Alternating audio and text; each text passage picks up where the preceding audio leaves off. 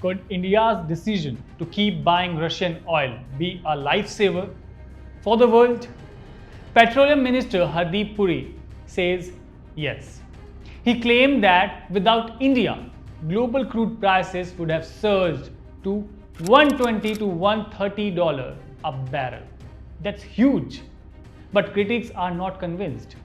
Today, we go deep into why this matters for your wallet, our economy, and India's place on the global stage. Namaskar, I'm Samaksh Namdev and you are watching Free Press Journal. When global oil prices spike, we all feel the pinch at the petrol pump, in the kitchen. So what exactly did Hardeep Puri say?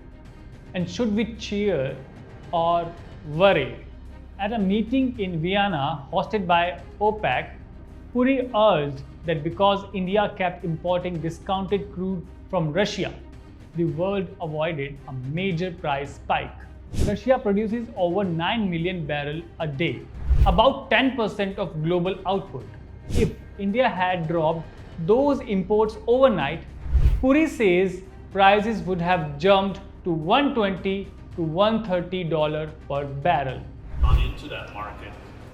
What do you see here as the potential of the E&P market for this audience today in the room? Thank you very much, John. I think you want me to come straight to the E&P side, but I would like to set that in the context of our own demand. Today, we consume 5.6 million barrels of crude a day. If I go by the estimates of organizations like OPEC, some others based elsewhere in Europe, they say that in the next 2 decades, 25% of the increase in global demand will come from India. And I think it's an OPEC's estimation that by 2045, that's 2 decades from now, India will be consuming 11 million barrels of crude per day. You're the belle of the ball on that. That's my It's not surprising. We have a large population base. We're growing at 6.5%.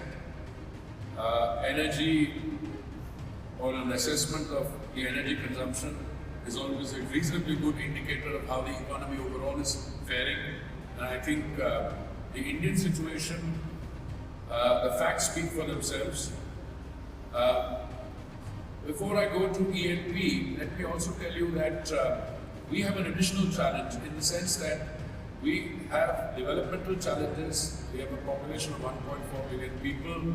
We supply clean cooking gas, both the cylinder LPG, which is a product of refineries, and natural gas from pipelines to something like 330 million people in the first category. To put that in perspective, today Brent crude is trading at roughly $80. An extra $40 to $50 per barrel would have rippled through, pushing up petrol, diesel, cooking gas, transport costs. That inflation would hit households hard. But not everyone's convinced. Critics point out India's imports are viewed as helping prop up a sanction regime. Some argue that we are supplying Russia's revenues, enabling geopolitical aggression. So, is India taking a moral or strategic risk? Hardeep Puri also emphasized that India is not putting all its eggs or oil ships in one basket. We are importing from Russia, the US, Middle East, Africa, ensuring supply even if one route hits a snag. Back home, he said, under PM Modi's vision, India balances availability, affordability, and sustainability. Global energy has been volatile. Think back to Russia's invasion of Ukraine in 2022. Oil spiked past $130, creating shortages in Europe. India's continued purchase helped soften that blow. Does that make India a responsible energy partner or a crooked player in diplomacy? For you and me, lower international prices help control inflation. But long term, we must also grow renewable energy, boost domestic production, and rein in demand. Otherwise, we are always at the mercy of geopolitical shifts. Hardeep Puri claim is both bold and controversial. He credits India with stabilizing global prices. Critics call it a gamble with moral questions. So what do you think?